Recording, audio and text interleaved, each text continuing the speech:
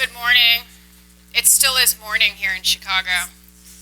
In Florida, we're almost ready for dinner or something like that. All right, so how many of you are brand new? We're not in session one. Raise your hand. Okay, for the rest of the folks, let's welcome them and say we're going to catch you up. So let's give them a little bit of a hand. Thank you guys for coming here. And for the guys, all of you that were here in part one, thank you for staying. And so I know it was because my jokes were awesome, right? No, just kidding. So, all right, but just as a reminder, and I forgot to tell you guys this, or if you missed part of what they said earlier this morning, right before the map section, it has all of these handy things about the conference mobile app and all of that. I think you can you access the handouts off the mobile app? Okay. So there's also another link that goes straight to all of the documents too. So I combined the session 1A and session B all into one big PowerPoint, and they're going to post them in both sections.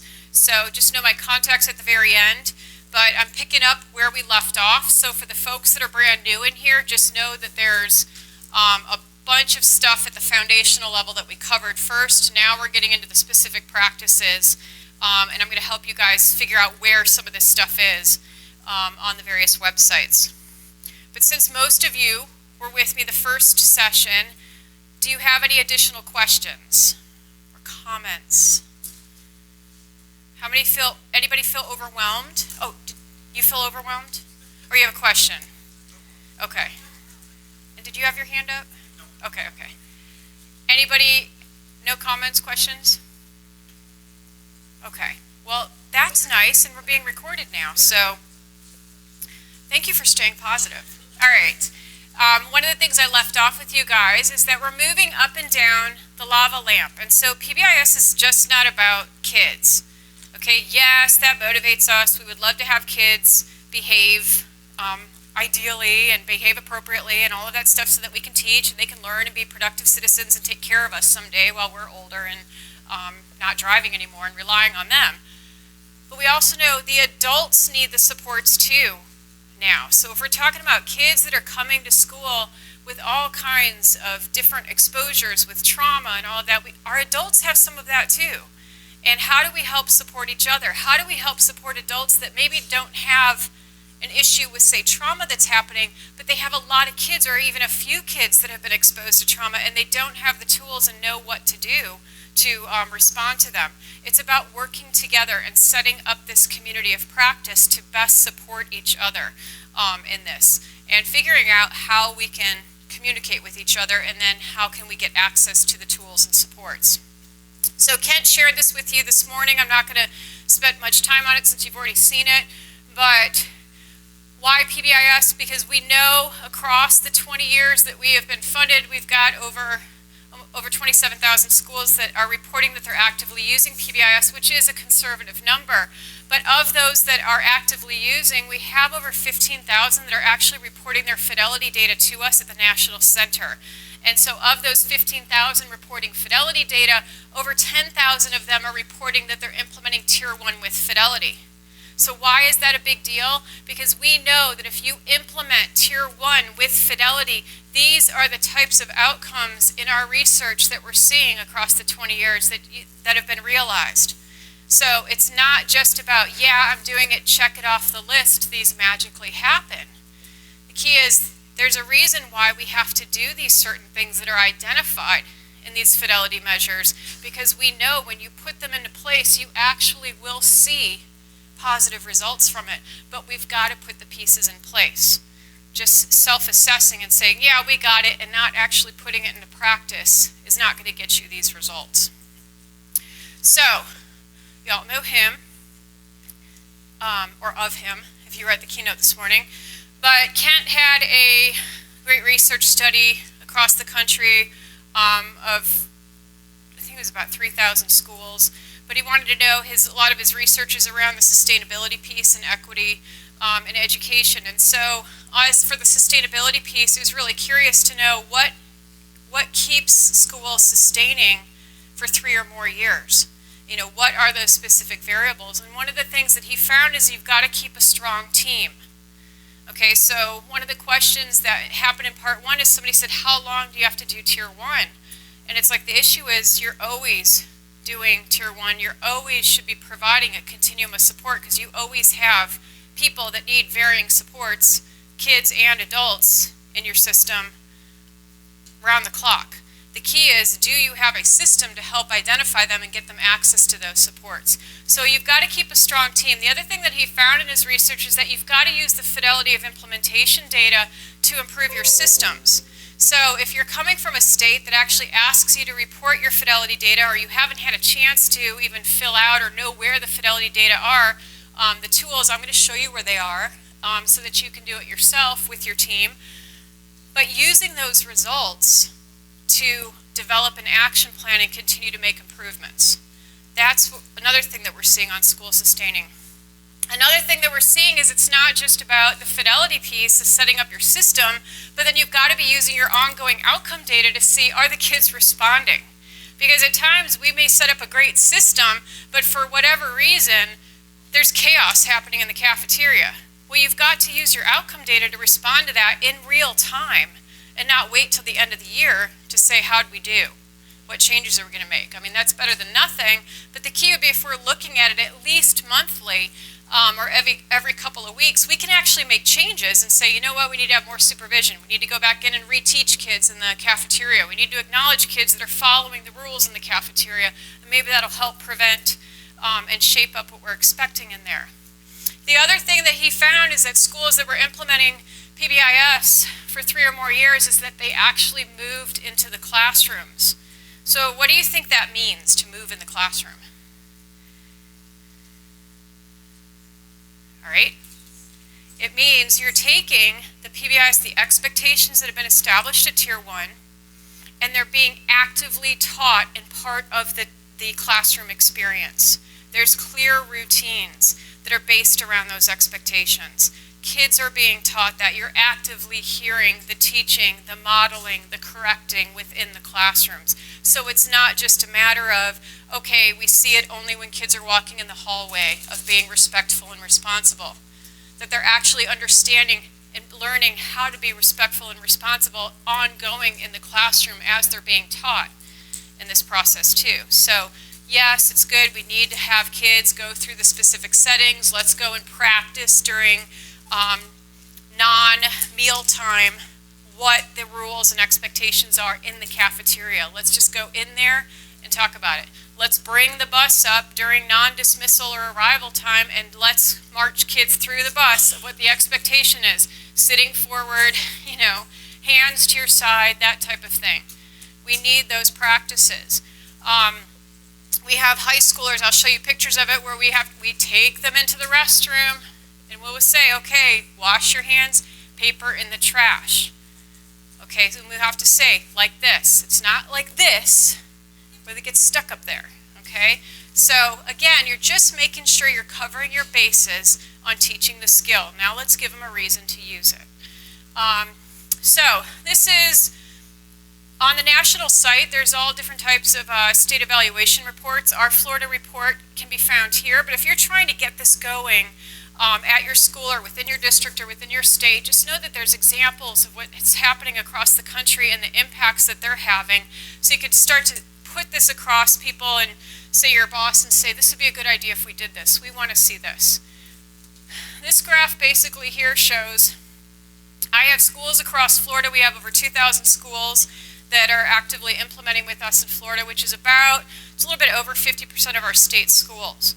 And I was running into administrators at times that would say, I don't need to hit fidelity. We're having improvements. We've reduced office discipline referrals by 10%. Life's good. And I'm like, yeah, but I really wanted to know, if you implement it with high fidelity, what's the difference between if you implement with low fidelity? And so I had our evaluation crew. So starting in 2008, we went back through all the data. We found low implementing schools are the orange bars, okay? Green are high implementing schools. Remember, you implement with high fidelity, you realize better outcomes that I showed you, right? What's the difference between a high implementing school and a low implementing school? you have 35% average less office discipline referrals. All right, that's a big deal, and I'll talk to you in a minute about what that looks like, reducing it by 35%. As for out-of-school suspensions, okay, you can see, big takeaway, green bars are lower than orange bars, right? Green is good, orange is not good. But what that means overall is that if you implement with high fidelity here, at least in Florida, you're seeing an average of 46% less out-of-school suspensions than if you're just doing it half-heartedly. So the reason I think this is important is I want you to know that you can get the bigger bang for your buck if you're making sure to adhere to those fidelity instruments and what they're saying of needing to set that up. So let's do the math. You can find this calculation at this website here.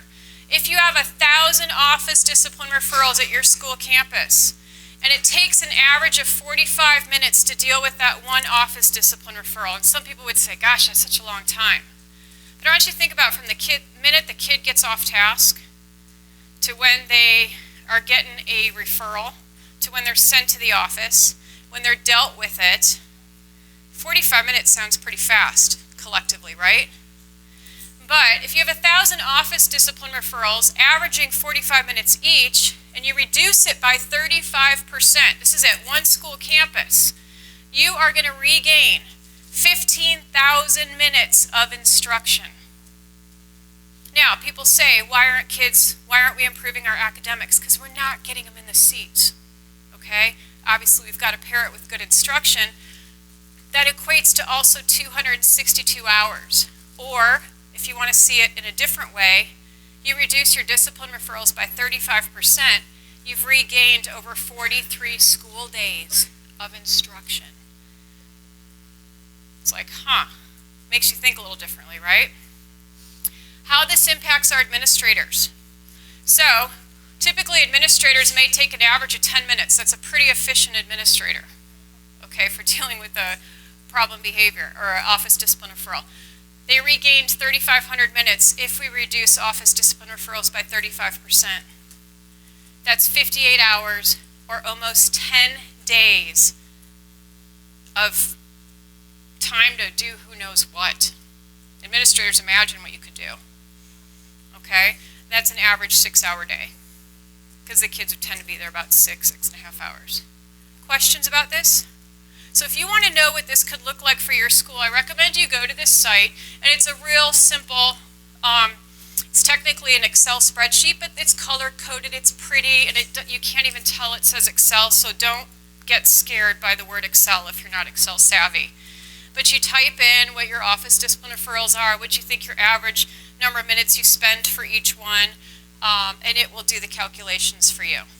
And you can start to track it across time.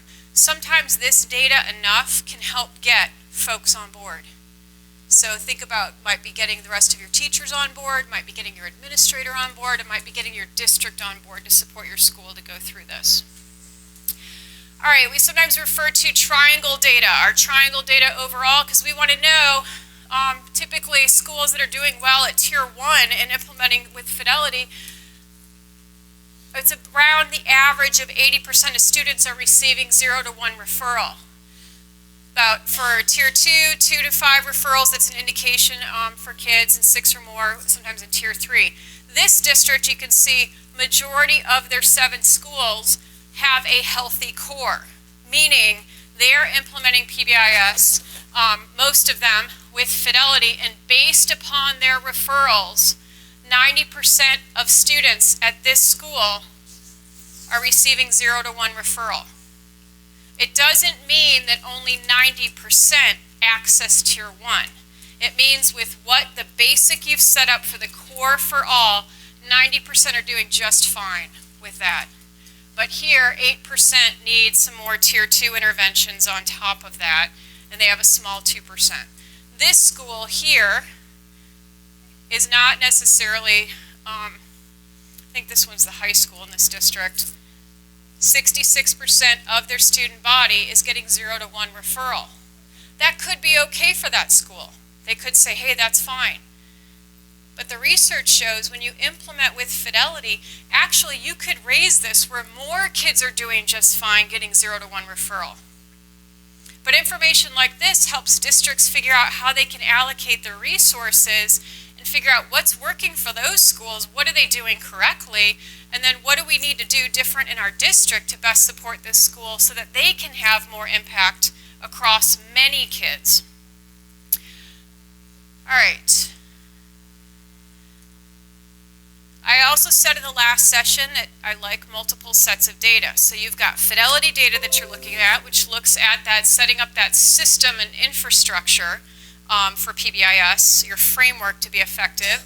We've got office discipline referrals. However, not all kids get sent to the office.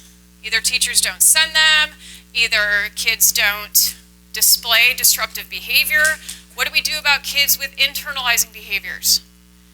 They don't often get sent to the office. So there's other types of data we need to look at. So this is some school climate survey data. And here, based upon this elementary school and their school climate data, there's a small percentage of elementary students reported experiencing bullying incidents frequently or every day. And that 20% of the secondary students are reporting having seriously considered self-harming within the last 12 months. This is stuff that could impact your Tier 1 system. It's another source of data. So things might look great over here, but now when you're starting to get feedback from the kids, we have to say, you know what? We need to actually start moving into talking to all of the kids. Maybe we've got to better impact our Tier 1 system, having them self-aware. If they're feeling this way, what are resources the kids have? How do we start building relationships so they feel safe to go talk to somebody? And then what do the behaviors look like? If it looks like students may be harming themselves or at risk for it, how do we get teachers to be aware of what that might look like and get kids access to more support? Questions about that?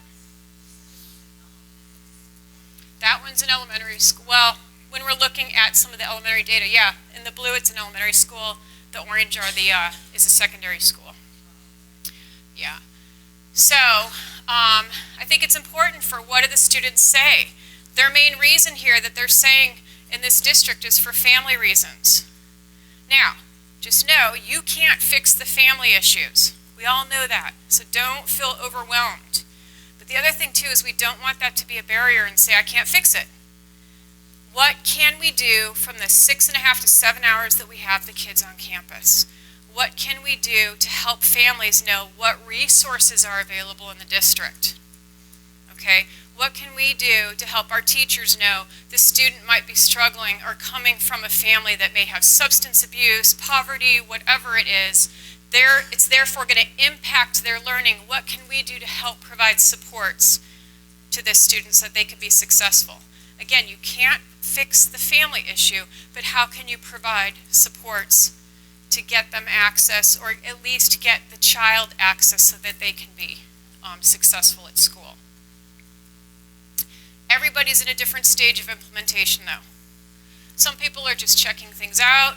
Some of you might just be starting to install it or wanting to get it, or you've been told, hey, you got to do it. And you're trying to figure it out.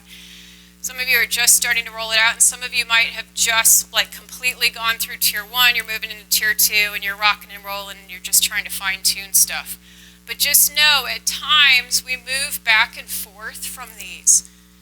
Because there's folks I know that will go through Tier 1 training, they'll do an excellent job implementing, but then they've got to kind of maintain Tier 1 down here, and they're trying to figure out, is they're exploring rolling out Tier 2.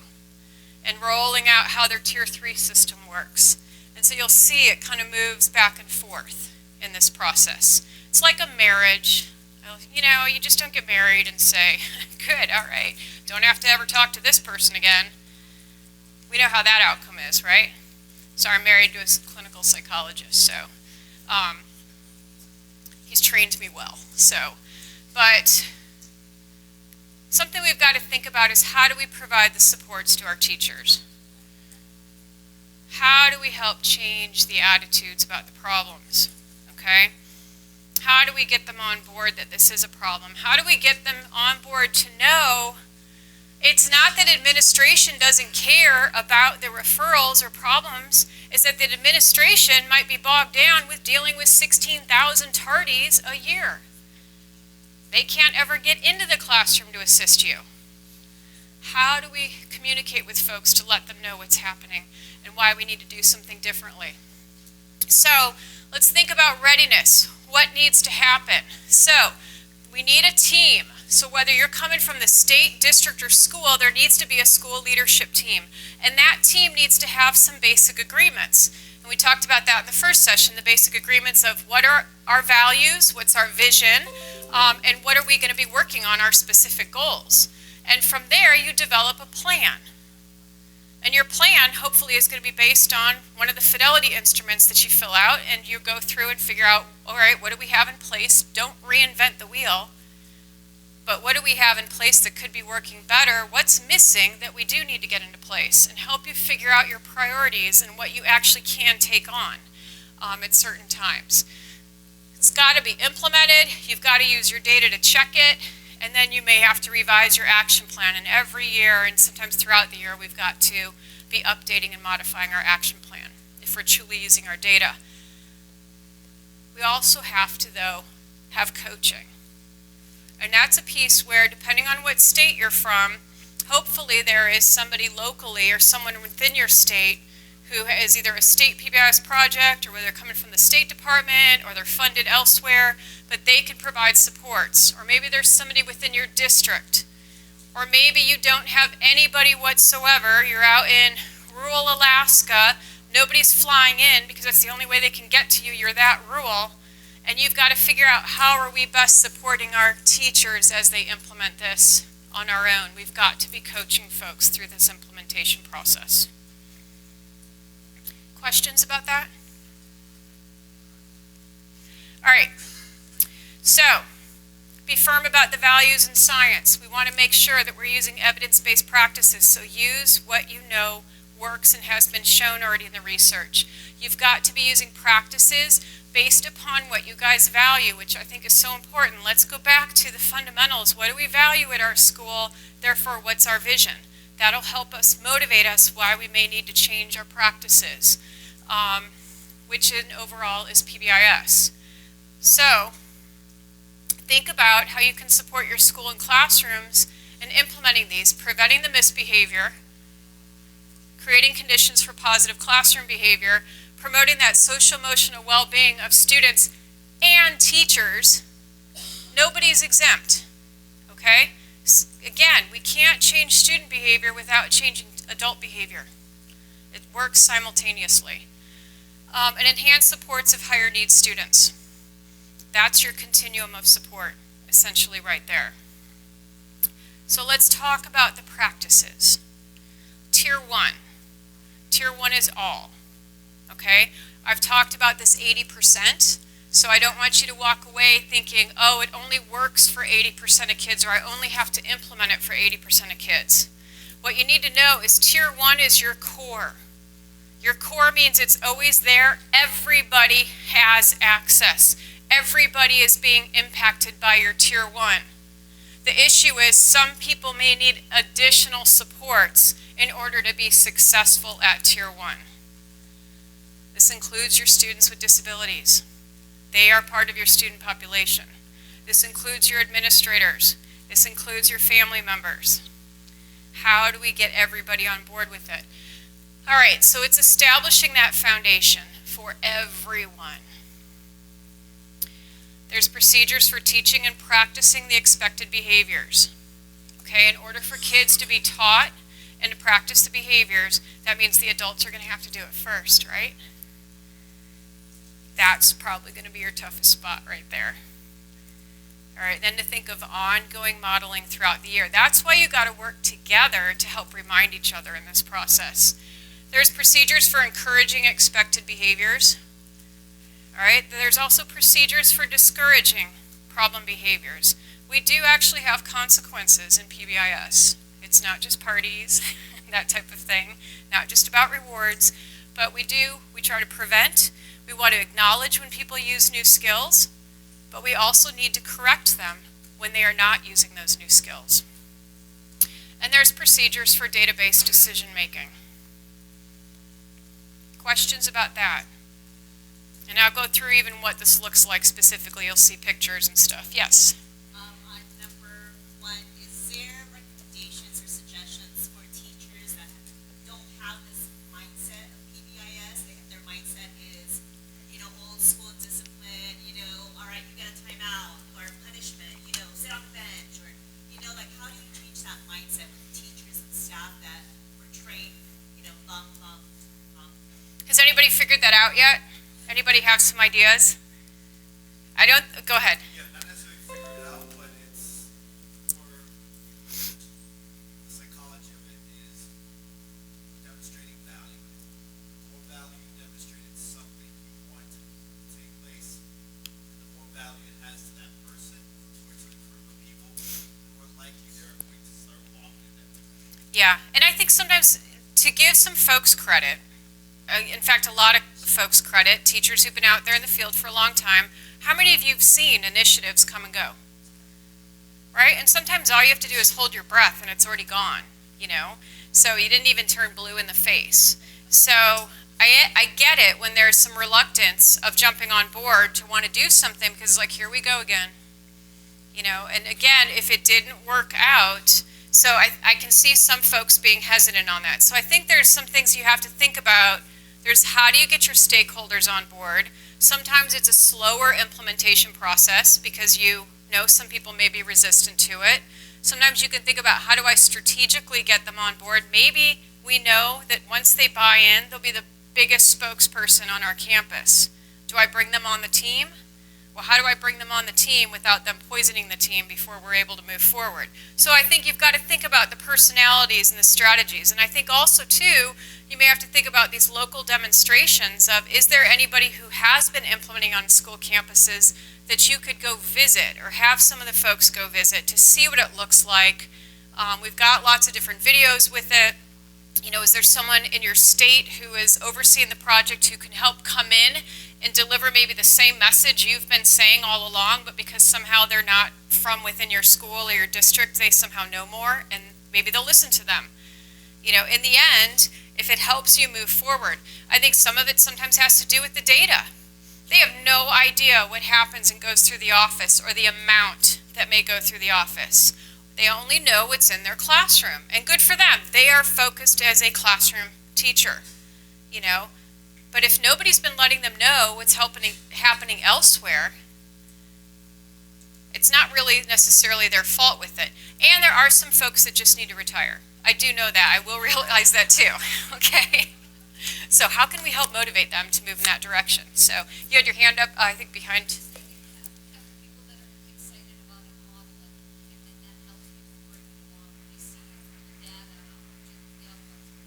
Yes. Yes, absolutely. You had your hand too?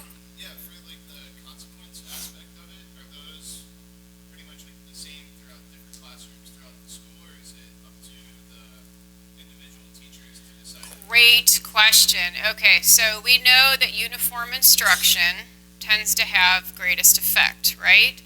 We also know that trying to get, say, 30 teachers to do the exact same thing is like herding cats, right? So the key is everybody's going to have their own instructional style.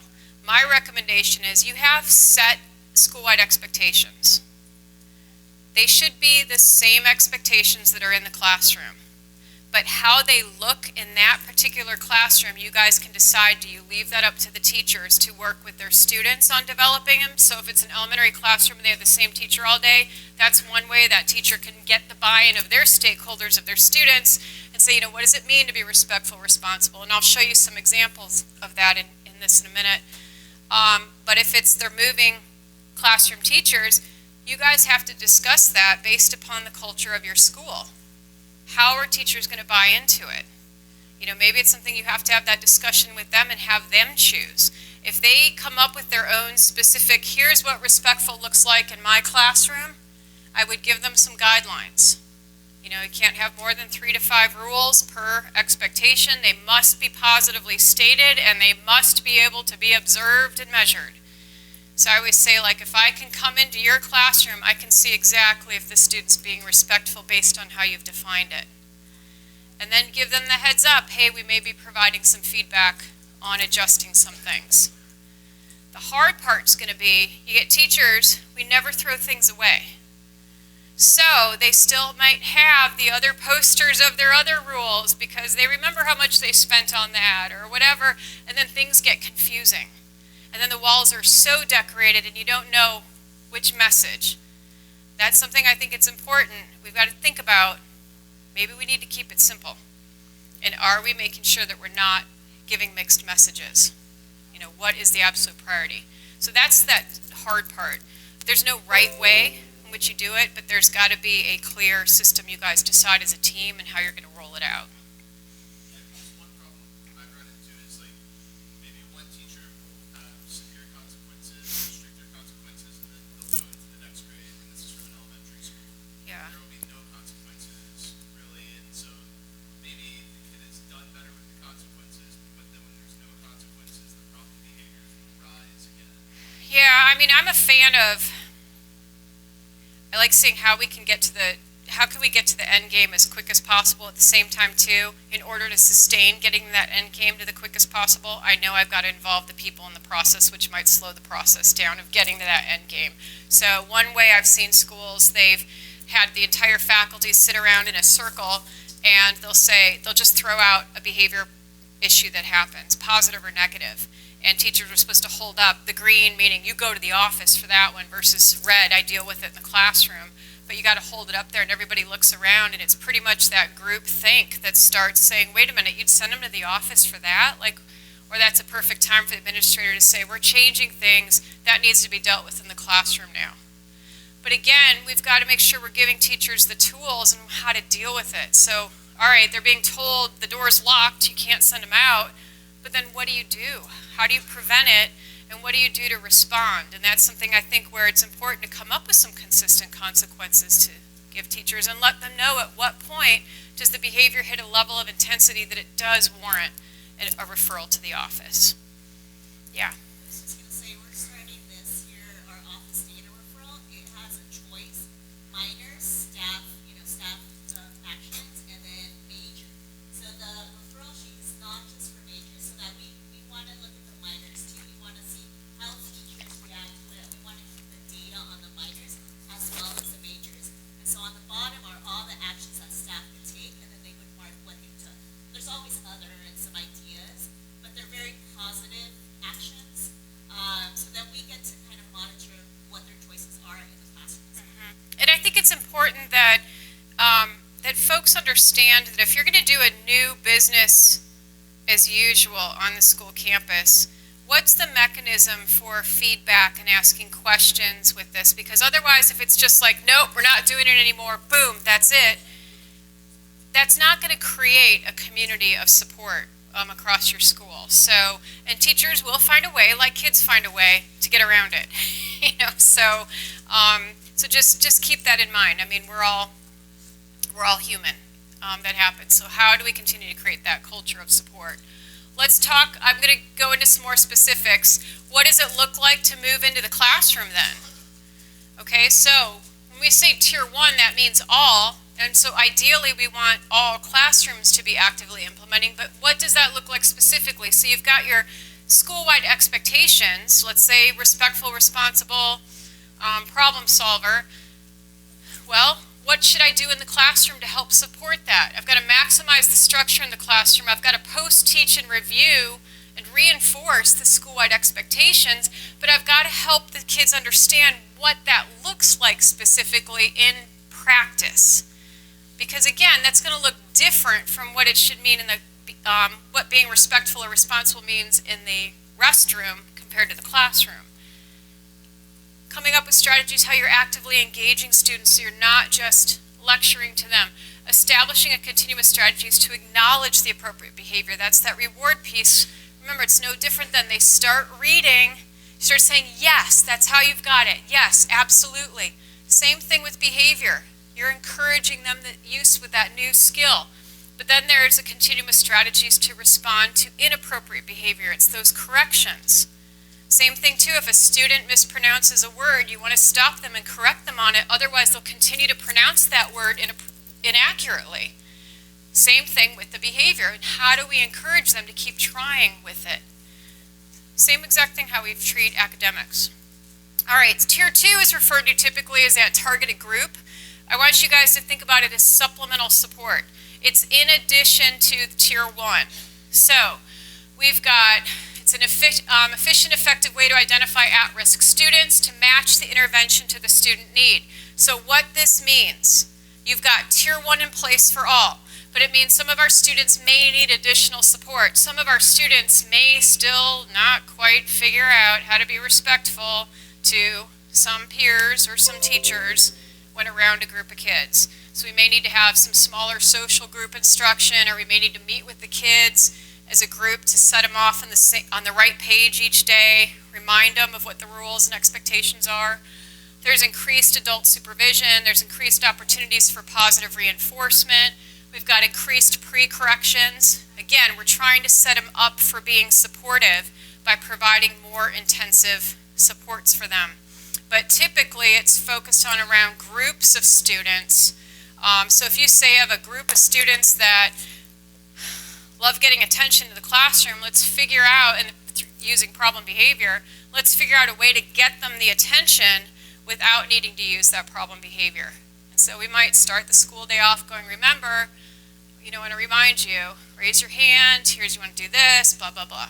So, I kind of look at it, when I go out of town, I travel a lot, and my son, I will say to him, let me go through what the plan is, and he'll say, yep, tell me the plan, Stan, and I'll say, all right, Dad's going to take you to school, so-and-so is going to pick you up, and, I'll be home at whatever time.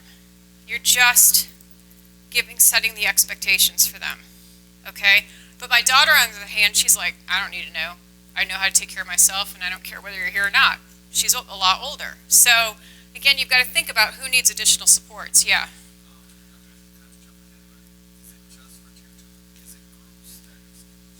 It tends to be more a group. Yeah, it tends to be. However, it doesn't have to be cut and dry, because if your groups are small, you don't have a whole lot of kids needing tier 2 or tier 3, you can kind of start to see those supports blend a little bit. But it tends to be groups. You've got to think about efficiency with it, and so the key is going to be, are you implementing tier 1 well with Fidelity, and then who needs additional supports? Check in, check out, I think, is a great neutral vanilla strategy. You're just checking in with kids at the beginning of the day, reminding them what the expectations are, what the rules are, checking out with them at the end of the day. Now, if they don't like adult attention, it's not necessarily going to be the best intervention. But we may have to think, do some kids, groups of kids, could they benefit from anger management strategies, or identifying feelings based on whatever age they are? And you think about, how do I pull the groups of kids together? Make sense? All right, yes? What do you mean by at risk? At risk is you are at risk of failing. You're at risk of being identified with a disability. You're at risk of not being promoted to the next grade. So what about, because I would say, You're at risk of suicide, yeah. we have a huge number of students that are qualified that label at risk. So, are all of them tier 2? What I would do, if you have a huge group of kids that are at risk, 100% of our schools economic qualifies as at risk. right, so your tier 1 is going to look a little different, okay? You're going to have a little bit more intensive stuff. I have some schools where every student, they do a check-in, check-out with them, and every homeroom teacher does that. That's part of their tier 1, because that's what all of their students needed. I have some schools where there's been a shooting on the school campus, so we have a lot of circle time tier 1 across the board, but then there's some kids that need to be able to have the skills that they have to go out and meet with a counselor one-on-one. So just know the key is, what does everybody need at your school campus? It's not going to look exactly the same how you fill it, but these pieces still need to be there. Does that help? Yeah, good question. All right. Questions about that for tier 2? Yes. Kind of going off your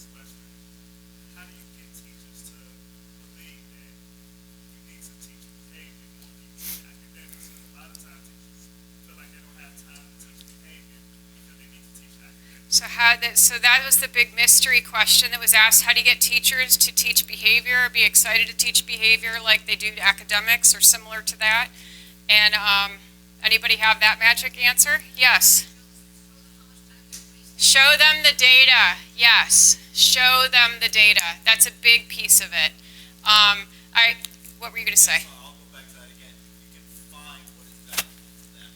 That data, how much academic time they're missing because of the behavior, maybe problems or occurrences, that they'll hopefully see the value to them that more time students are in class and not out of class because of behavior, the more beneficial it'll be to them. Were you in the first session by any chance? Okay, yeah. So if you think about that link that I had of how you put your office discipline referrals in and what's the average amount of time that's spent on behavior, that sometimes all of a sudden they realize I'm losing how much time on instruction from dealing with this. I mean, you could break it down even more and say, if you want to know from your individual classroom based on what you sent to the office, come see me if you're the administrator. And that's where it's like, ugh. Now, it doesn't mean that instruction is full-on quality in classrooms that are not sending office discipline referrals, because there could be a circus going on in there too, and that's why I like multiple sets of data where I like to still do observations. If there aren't referrals happening in a classroom, I want to go in and see what's going on that's so great. We need to get the word out. And sometimes you realize, things aren't so great in here, and that's a time to provide some feedback. Yeah. All right, Tier 3. This is, in addition, it's the most instructional minutes you are providing a student, so they are still part of Tier 1. Okay, it doesn't mean they have to go through Tier 2 to get to Tier 3, but it means based upon the needs, these are the most intensive supports that are on your student campus. Typically, it's driven by a functional behavioral assessment. There may involve connections to mental health agencies, but it's tends to be around the function-based assessments, wraparound supports, and cultural and contextual fit. It definitely can get more into the specialized supports from your school psychologists, if you have behavior analysts. But again, you're focusing around that individual student. But the key is they're getting specific instruction to improve on something, but they are still part of the Tier 1. But they need a lot of intensive support to be successful at Tier 1. Once they get those skills down, they may not need as much intensive support. Remember, they're the lava lamp, they're moving up and down it. All right, so let's plan for prevention. Here it says, what if we don't change at all and something magical happens? We can't wait for magic. So we've got to think about, I want you guys to think about, here's your continuum of support. This is the 4-step problem-solving process. And I want you to think about, for Tier 1, what does everybody need on your school campus? What do all of your students need in terms of behavior? What do all of your teachers need in order to best support behavior? What do your families need? At some point, what do they need to know of to get involved, to be engaged, to help support their child before coming to school? Give them ideas.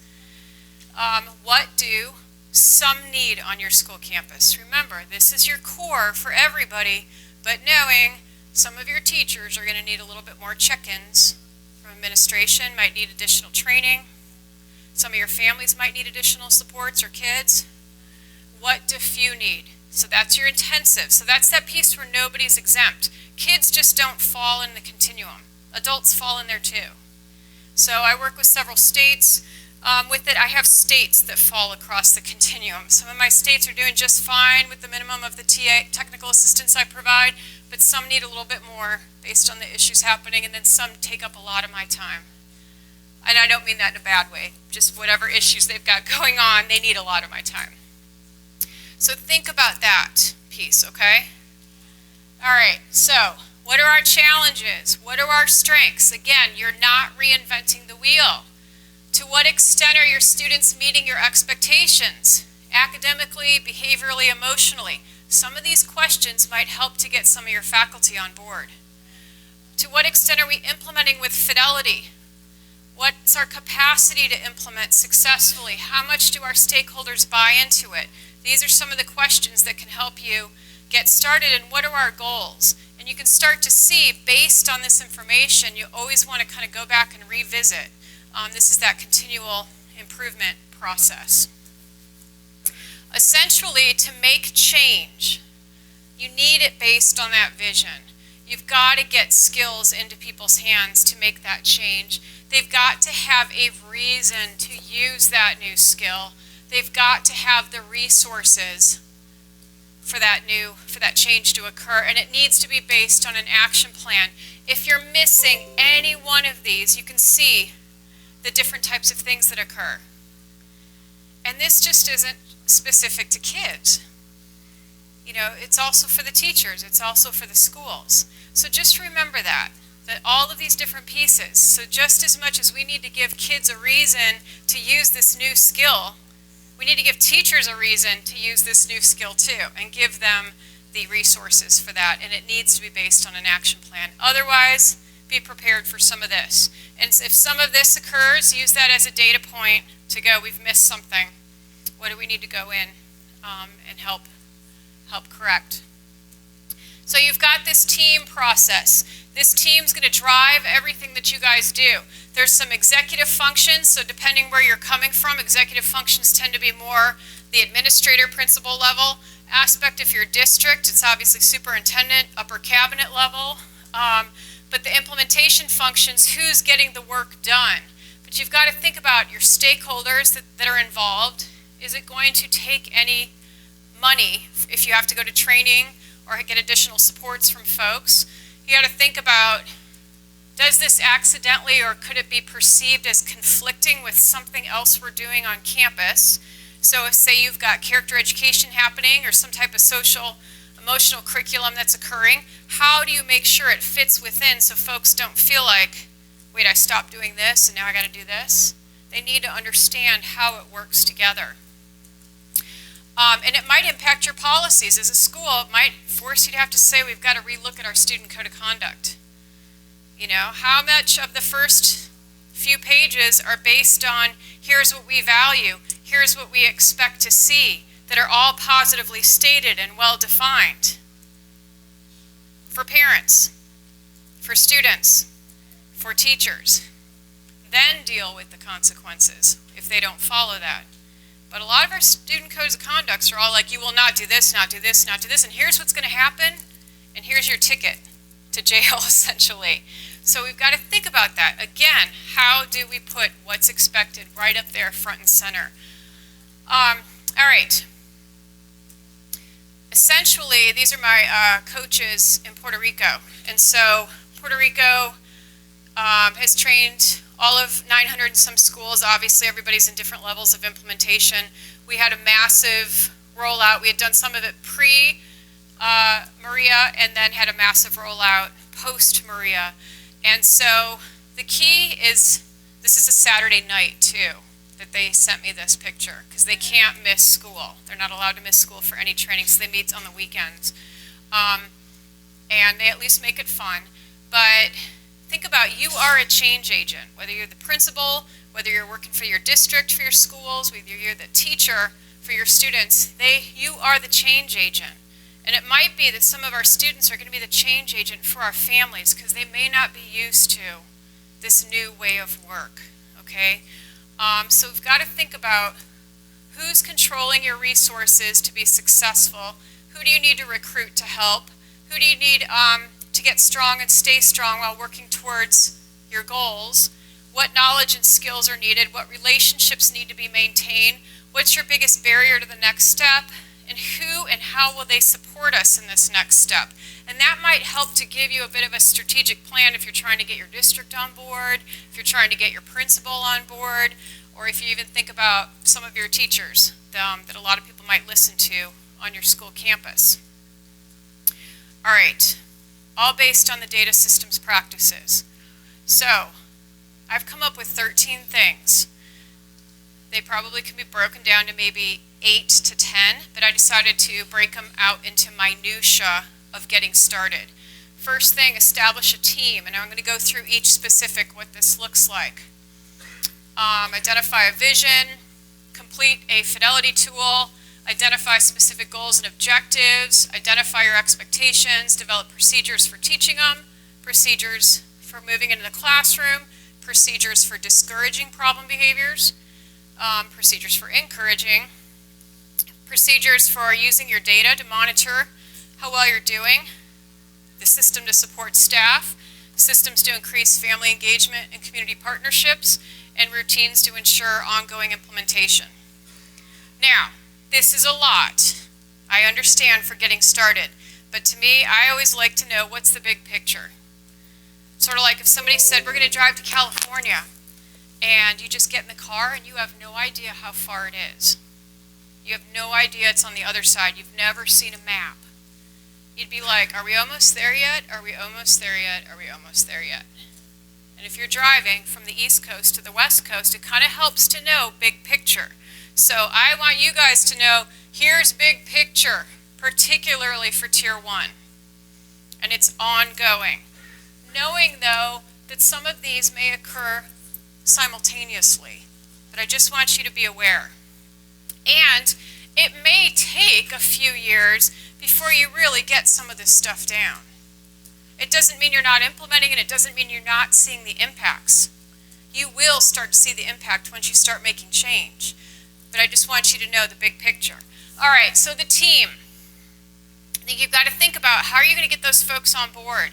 And so here's the basic phases that occur from when they're going from awareness to building the information to where they're actually refocusing and changing practice. So you've got to remember, they may not have gone through training, or they may not be here in Chicago to hear some of the stuff that maybe all of a sudden you guys are like, oh, we got to do this. How do you get them to that point? Typically, these are team member roles that we have. It doesn't mean you have to have this many people on there, but it means you have to have folks identified clearly what the role is to get the job done. And some may be serving, 3 different roles, the same person maybe. Snack master, learned that from my days living in Louisiana. So you do not show up to any meeting without food. Figure out who that person is, because that will make it so much better. But make sure you alternate that person, because otherwise they're going to feel like everybody's mooching off them. So some things, teams, what we need them to engage in. They've got to be communicating with each other and to the rest of the faculty across campus. They're reviewing the data, they're problem solving, they're seeing the overall action plan for the school campus. They're doing the measuring of the fidelity, and they're working to increase stakeholder voice and engagement across campus. This is an example of some coaching team activities and roles that are available on the Florida website. But basically it says what the roles and expectations are before a meeting, during a meeting, and after a meeting. Again, you guys can change that and make it specific to what fits for your school campus, but it gives you a quick start. Questions about team? All right. Second thing, identify a vision and develop a brief statement of purpose. I specifically pulled this out because I think a lot of people gloss over this. And so this is from one of our schools in San Antonio. So the mission, be a cardinal, but they decided to, let's work with this within our classroom of what it means to be a cardinal within our classroom. And you can see it's all in Spanish, okay?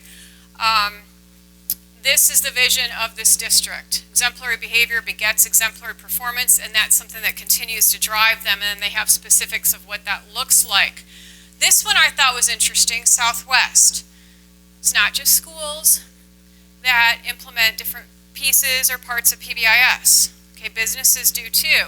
This was posted on the side of the counter check-in, right before the gate, where they had a purpose to connect people to what's important in their lives through friendly, reliable, and low-cost air travel, what's important to you. And they had apparently had a training with some of their Southwest staff, and that was still left over posted. They had forgotten to take it down. So, again, it's not just something that schools can benefit from.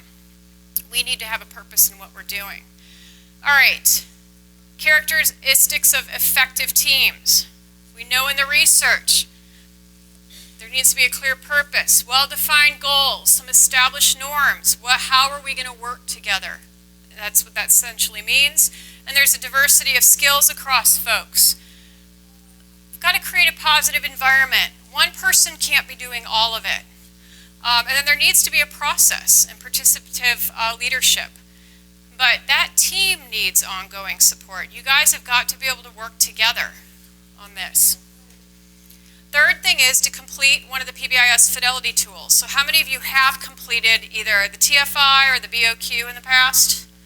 Okay, so that would be my recommendation. You can complete that as a team. It's got a scoring rubric, and it's best to be as honest as possible.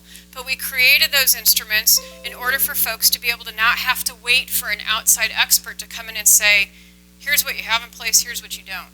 You can actually self-assess right there and be able to say, this is what I need to put into place to get going on campus.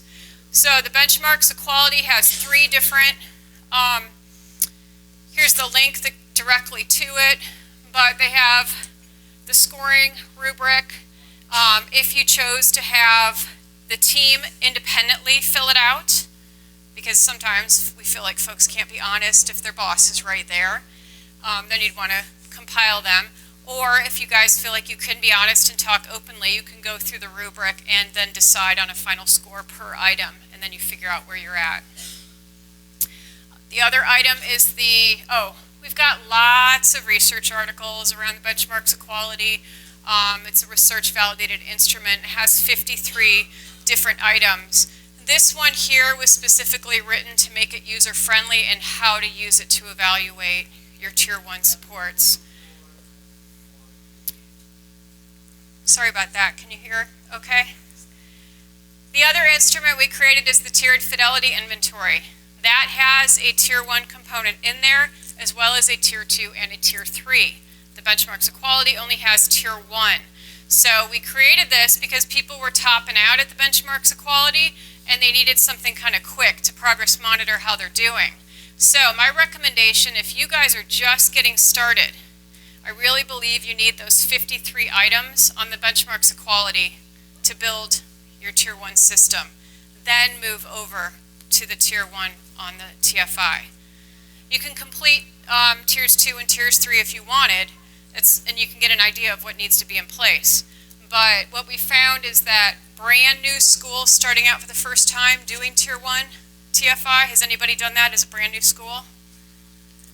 It doesn't give us enough minutia. We underestimated that they really need those 53 items to get started first, and then move to this to kind of help progress monitor how you're doing. In the end, the key is, are you self-assessing and have an idea of what you need to work on? All right.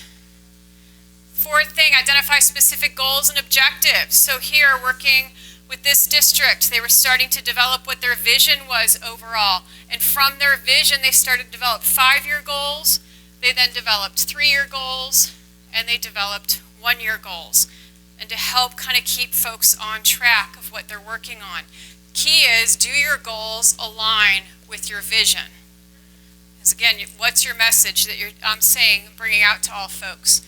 The benchmarks equality, when you fill that out and complete it, if you go on PBIS apps, you can get, which is free for the benchmarks equality, you can get instant results to kind of figure out where are problem areas. Here we need to develop procedures. Here we need to develop lesson plans. But some of the other areas are doing okay. If you did the TFI, the reports are going to look a little different if you complete all 3 tiers. And if you do it for multiple years, you're going to start to see that change. The TFI also has an action planning component for Tier 1 that you could use and go to if you wanted to. I've also included another action plan that's just somewhat generic that just helps you. You can use it to jot down what you guys think you need to work on based upon the results of those tools. Or you can use whatever action plan. In the end, I don't care. As long as you have an action plan, you're able to remember what you guys need to work on. Questions about that? All right, number 5, developing school-wide behavioral expectations. So, what are they? How do you have them displayed across campuses? But then at some point, we've got to figure out how we're going to teach it. What does it look like to teach those expectations, and is that an ongoing process? Okay, it's good to teach it in the natural context. If you want kids to behave on the bus, let's get them on the bus and practice during non-dismissal time. What's the organization for the teaching matrix? Okay, so you've got all your different settings, you've got your expectations here. What does it look like, and what are the specific behaviors that you're wanting kids to display and adults in that particular area? Here's another one, the behavioral expectations, but they've incorporated social emotional learning competencies within their behavioral expectations. So here, be ready, be responsible, be respectful, but here they have some of their routines where arrival at school, individual work, lunch, group activities, changing activities. So the expectations, the specific location, the rules are specific behavior. The items in green happen to be the ones that are touching on the social emotional aspect. So in lunch, they're teaching kids, invite friends to join you if you elect to have a social lunch. But they're also supportive of independent lunches too. Use my breathing technique to feel calm. Tune in and listen to my personal signals. Use indoor voices when speaking. Now, you just can't magically expect kids to do that. We're going to have to teach them that. But it helps to create specifically what the teacher should be emphasizing and teaching for the kids. Does that make sense? All right. Here's other examples.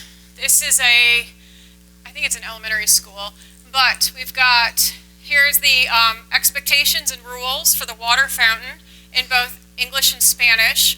This elementary school, here's our classroom expectations overall, but it's also in Spanish and in Vietnamese. They have a very high Vietnamese population in that district. And all kinds of different ways. This is Monroe County School District. They have district-wide expectations. This is a pre-K setting, so they use a lot more pictures because obviously the kids are not reading yet at this point. And I thought, look in Australia, again, there's all different ways we're needing to be taught expectations. Drive on the left as a reminder. Think about going to the movies. They review what the expectations are. You start to hear the baby crying over the speaker. My husband falls for it every time. He's like, oh, who brought the baby? Who brought the baby? And then they're like, be quiet. You know, if there's disruption, you leave during that time. We're reminding folks what the expectations are. Develop procedures for the classroom-wide expectations. So, what do the routines look like within the classroom, and how are they aligned with those school-wide expectations? And then these are just some different examples of what some different schools have. This school was a middle school. They had specific expectations of being a cardinal, being safe, respectful, responsible. But then this school said, all right, each grade level, kids, you are to come up with the posters and what it means for you for the rules in the restroom. And so these are all the individual kid posters from that. Here, this is one student's classroom expectations.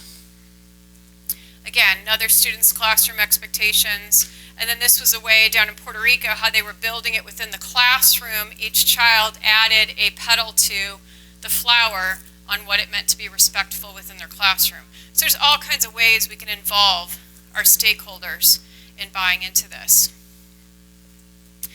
Overall, for our classrooms, I think, and you know what, this is probably an outdated, this link is updated, okay, because we just relaunched the national website, but I want you to know there's a lot of great resources around supporting classroom practices, supporting classroom data systems, as well as supporting classroom systems. So this one in particular is chocked filled with evidence-based classroom practices that I highly recommend.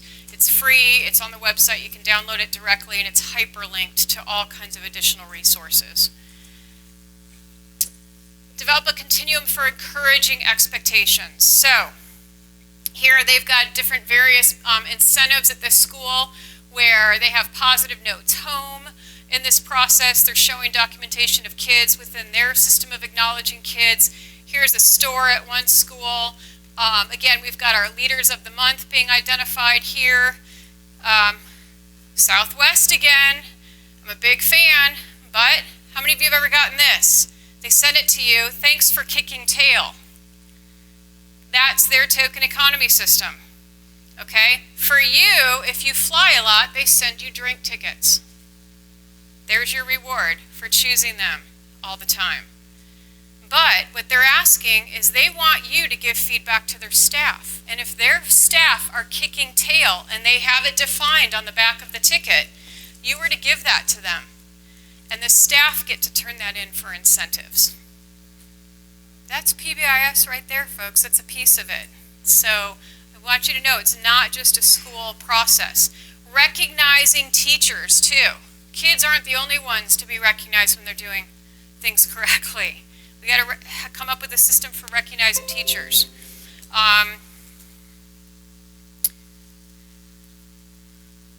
Even me. I got recognized for tweeting because they were trying to get everybody in our department to tweet, and I'd finally set up my tweeting account, and I got recognized from that. So see, doesn't matter how old you are. It's a little stuff. 9, discouraging problem behaviors. So is there some type of system that's set up on what's the process for referring a student to the office versus what needs to be handled in the classroom, and what are some interventions that could occur in that classroom?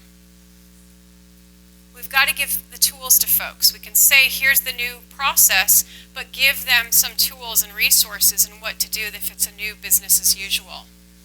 And just keep in mind, PBIS is a process overall. Anybody know who this guy is? Oh, good. We got some rap fans in here. Okay.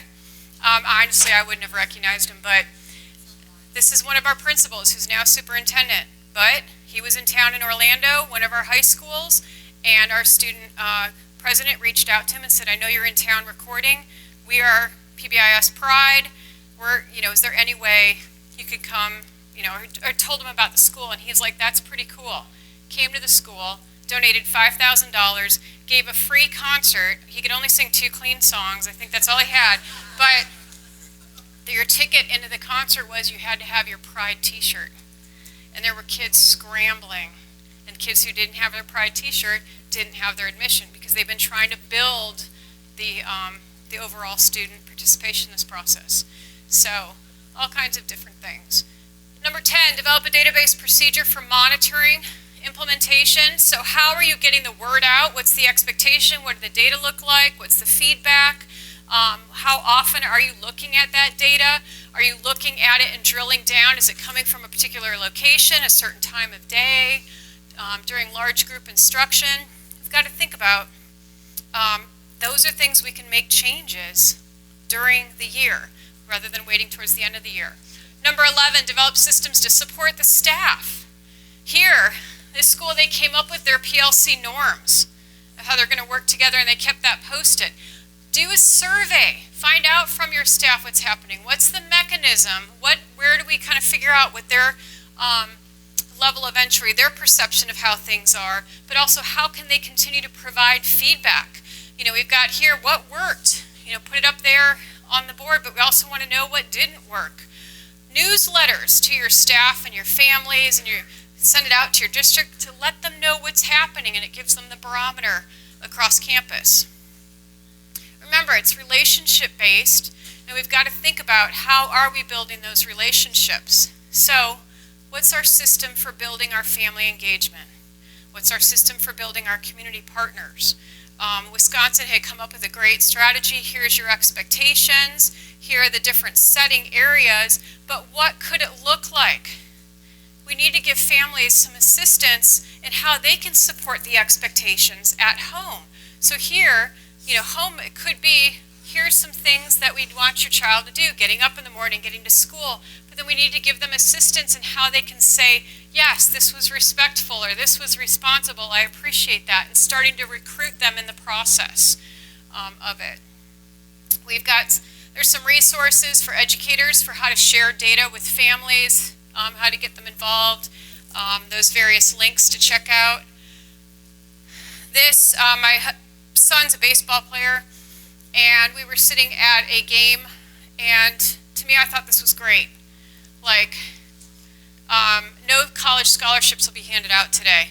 This is for changing adult behavior, right? They're trying to pre-correct and saying this is how you're supposed to be an active participant. But I love this. There's a parent volunteer pledge. I do think it's funny that the pledge was sponsored by a personal injury attorney, but doesn't matter. It's still a great pledge, right? So, but think about how your communities and parents can benefit from the reminders of what the expectations are in this process.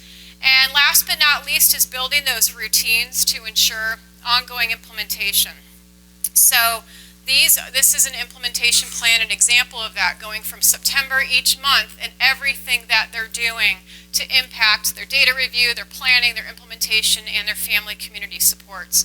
So it is available on our Florida website so that you can download it and you can start to make changes directly to it. Again, it needs to be based upon your data from your Fidelity instruments. So, in sum, regularly check the effectiveness of practices. No one is exempt in this process. Pull from the continuum of evidence-based practices. Remember, MTSS, multi-tiered support systems, is somewhat content neutral as they framework. The evidence practices you choose for your school can fit within there. Develop your content expertise through coaching, ongoing professional development. Rely on your teams to guide implementation, but leadership needs to commit and they're going to do the work together. Implement universal screening practices to identify kids that may be at risk and use your data to monitor student progress. And include your community members and families to help create culturally responsive practices. So just some additional resources. There's an International Association for Positive Behavior Support, also known as PBIS. There's networks that are established all around the world. It's an international organization, but you don't have to be a member to be part of the network. So, and they're all virtual too, which is pretty cool. There's a lot of webinars that are available, but they are birthed through the lifespan, okay? Because at some point the kids graduate from school. So they have a conference every year. It's in Miami on South Beach. This is actually the hotel. Yeah, I know, like, sometimes they do that stuff, then you find out you're like way over there. But they have skill building workshops that they offer too. So that's an opportunity. Our national website that Kent went through today, if you go to the top under PBIS, scroll down to Getting Started, you're going to see a lot of the stuff that I covered in these two sections in this section. I highly recommend you look at that. And just remember, there are state PBIS projects all over the country. Okay, so you can go to the national site here and look up who is my coordinator in my area. Florida website, like I said, a lot of the resources I shared with you are up on that website. And just remember these 5 questions, thinking about the stuff that I covered in the last 2 sessions. How does it compare to your existing priority? Because I'm guessing your wheels are thinking, how do I get people on board with this? What am I going to do?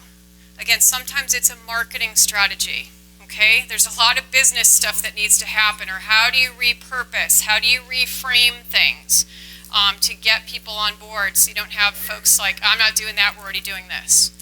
Because, well, we need to be most effective. We want what we've committed to work most effectively. So, if you were here from session A, I forgot to point this out to you guys, please look at the QR codes, is that what it is? Oh my gosh, I just showed how old I am. And do the evaluation for session A, but then this one obviously is session B. If you could do that evaluation as too, we'd greatly appreciate it. And that's my various families and everything, but here's my contact info.